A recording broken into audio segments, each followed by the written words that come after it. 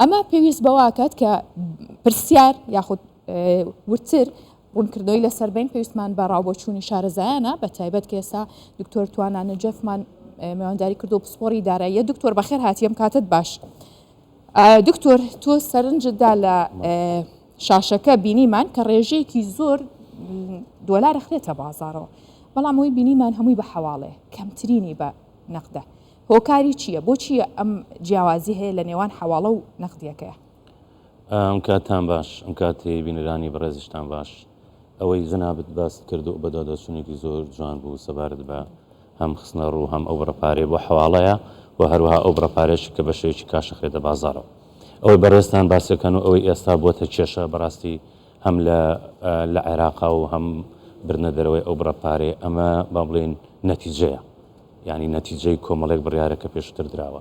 من لەم کەناڵەی بەڕێستانەوە لە کاتی بڕیاری بانکی ناوەندی عێراقی بە بەرزکردنەوەی نرخی دۆلار و دابەزینی نرخی دینار هەر لەو کاتەوە بە شێوەیەکی تەندروست نەزانی، چکە بەڕاستی مەسلەی سیاست ئەمە سیاسەتە، ئەمە کاڵانیە.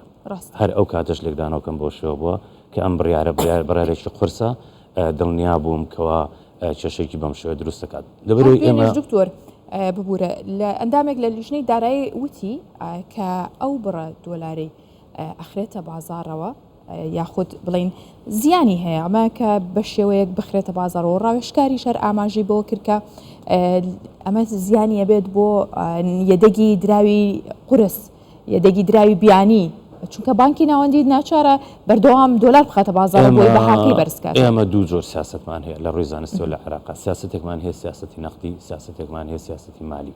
سیاسەتی مالی لەلایەن حکوومەتەوە جێبەجێکرێت، شێوازی خەرجی و داهاتەکانی ڕێکەخە ئەم بابەتانە. سیاسەتێکی کەمان هەیە بەناوی سیاسەتی نەقدی. سیاست یەکێک لە ئەرکە گرنگەکانی سیاسەتی نەقدی با بڵێن ئەو ئەکسچێنجە یا نرخی گۆڕینەوەی دراو چۆن پارێزگاری پێوەکە. وەکو پێشتر بۆ بەڕێزیشتان ڕوونم کردوێتەوە، پێشتر سیاسەتی مەنج ئەکسچێنج ڕێت بوو، ئیدارەدانی بوو، جەنابتان ئەزانێت 180,000 بوو بۆ 122,000 ئاهاتەوە 21 ئاهاتەوە 90. سیاسەتێکی تەندروست بوو، باڵانسێکی ڕاگرت بوو لە نێوان احتیاتی نەقدی ئەجنەبی لە CBI سنترال بانک ئۆف عێراق لەگەڵ ئەو بڕەپارێکی ئەخرێتە بازارەوە.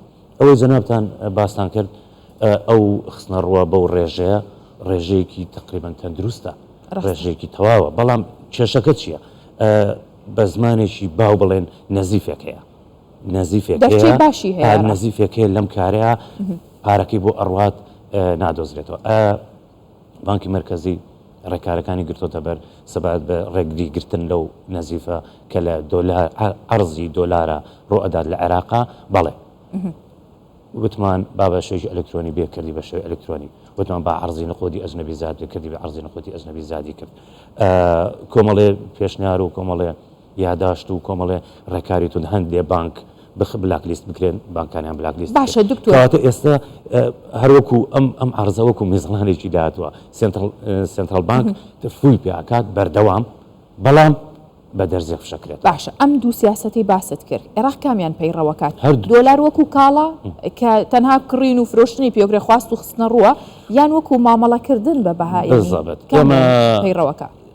بۆیە پێڵێن سیاسەتی نەقدی کەواتە کۆمەڵی فاکتەر دیارەکە، هەر ئەوە نیە عەرزیمانی و سەپلای، دیماند و سەپلای. ئەگەر ئێمە لێگەڕێن خواست و خستنە ڕوو نرخی گۆڕینەوەی دراو دیاری بکات، ئەوە شێوازێکی تەندروستە. بەڵام ئێمە بڕیارێکمان داوە لە 18,000ەوە بۆ 48,000، ئێستا بڕیارێکمان داوە لە 50ەوە بۆ 30,000. ئەمە کاری ئەوێت چۆن بڕیار ئەدەیت لە 18,000ەوە بکرێتە 48,000 چەند ستێپێک دەبێت. نرخی گۆڕینەوەی دراو بە بڕیارێک ناتوانانی تەسبیتیکەیت. ڕاستە لەوانەیە بۆ کۆمەڵی مامەڵی دارایی لە ناو حکوومەتە، ڕاستە بۆ کۆمەڵی بابەت گاپەکە زۆرە، گاپەکە با بڵێن ئەو بۆشایی لە نێوان 30 بۆ 52 ئەمە لە بودجەش هەمان ڕێژە دیاری کراوە. باشە ئەم جیاوازیە بۆ نەیتوانیوە هیچ نەبێ ئەمە ڕێک خاتەوە، یعنی بودجەش پەسەند کرا، بەڵامە بینین 20 بۆ 23,000 فەرقە دایمە. ئەم بۆشاییە گەورەیە، ئەم گۆڕینەوەیە ڕێگەی داوە بەوەی کاری قاچاقی پێوە بکرێت، ڕێگەی داوە بەوەی سوودێکی زۆر ینی قاچاقی پێوە بکرێت. تۆ خۆمان ڕێگەمان داوە، خۆت تۆ ئەڵێی بەسی وانە ئەڵی بەسی مامەڵی پێوەکەم لەو لاوە عەرزەکەیت لە بازارە بە 52. ئەم گاپە زۆرە. کردداری زیادکردنی نرخی دۆلاری ئەمریکی لە 22,000 لە 18,000ەوە بۆ 50 ڕەندەملی بوو، ینی بە شێوکی عشوایی بوو. ڕاستە باشترین سوودی هەبوو بۆ ئەو کاتە بڕیارێکی زۆر باش بوو لەبەرەوەی احتیاتی نەقدی ئەجنەبی بە تایبەتی دۆلار نزیکی 30 میلیارد دلار بوو لە بانکی مرکزیە. ئێستا زیاد لە 100 میلیارد دلارە. باشە بۆ مەبلەغەشەوە ناتوانین ئێمە توازنەکە ڕاگرینەوە لێرە بۆ لەبەرەوەی ئەم کۆمەڵە جیاوازەیە کۆمەڵشتی فاکتەرە کۆمەڵێ هۆکاری تر هەن نرخی گۆڕینەوەی دراو زیاد دەکەن.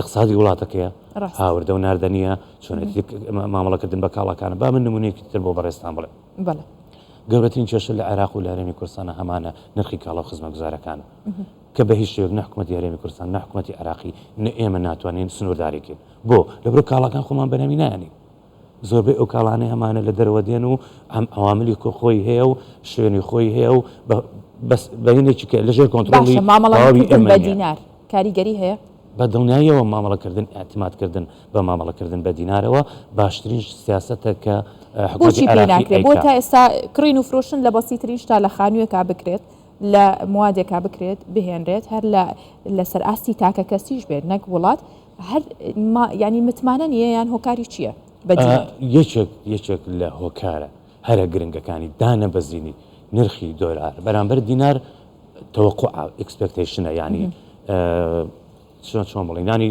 تەوەقع بۆ داهاتوو کەسێک پێشبینی ئەوە ئەکات کە نرخی دۆلاری ئەمریکی دانەبەزێ بەم شێوەیە دۆلاری ئەمریکی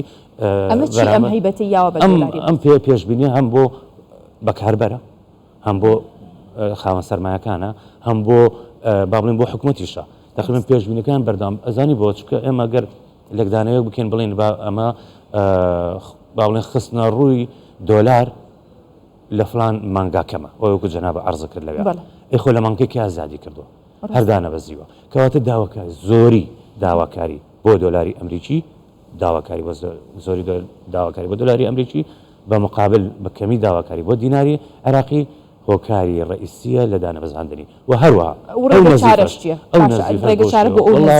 ئەو دانەبەزینە چییە؟